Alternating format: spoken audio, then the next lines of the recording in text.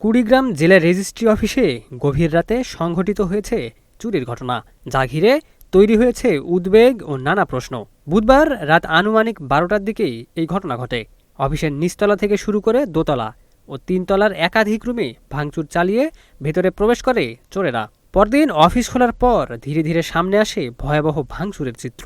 জেলা রেজিস্ট্রার মোহাম্মদ রুহুল কুদ্দুস জানিয়েছেন, চোরেরা বিভিন্ন রুমে ঢুকলেও কোনো নথিপত্র, কম্পিউটার বা ল্যাপটপ নিয়ে যায়নি। ধারণা করা হচ্ছে টাকার সন্ধানেই তারা এসেছিল। তবে অফিসে নগদ অর্থ না থাকায় বড় ধরনের ক্ষতি হয়নি। এ ঘটনায় প্রশাসনিক কর্মকর্তার কক্ষের ড্রয়ার সহ ৩টি আলমারি ভেঙে ফেলা হয়েছে। একইভাবে টিসি সহকারীর রুমের তালা ভেঙে টেবিলের ড্রয়ারেও চালানো হয়েছে তাণ্ডব। তবুও এখন পর্যন্ত কোনো গুরুত্বপূর্ণ নথি বা সরঞ্জাম খোয়া যাওয়ার কোনো তথ্য পাওয়া যায়নি।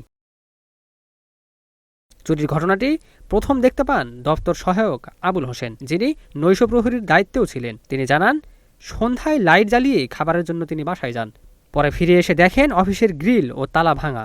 অবাক করার বিষয় হলো, কর্মকর্তাদের জানানো হলেও রাতে ঘটনাস্থলে কোনো কর্মকর্তা বা পুলিশ উপস্থিত হননি। এমনকি এখন পর্যন্ত থানায় কোনো সাধারণ ডায়েরিও করা হয়নি। আরও উদ্বেগজনক হলো, অফিসে থাকা সিসিটিভি ক্যামেরার ফুটেজ দেখাতেও ব্যর্থ হয়েছেন কর্তৃপক্ষ। তাদের দাবি, ফুটেজ কিভাবে বের করতে হয় সেটিও নাকি তারা জানেন না। সব মিলিয়ে চুরির এ ঘটনা শুধু নিরাপত্তা ব্যবস্থার দুর্বলতাকেই সামনে আনেনি, বরং দায়িত্বহীনতার প্রশ্নও তুলেছে। দ্রুত তদন্ত এবং দোষীদের শনাক্ত করার দাবি জানিয়েছেন সকলেই।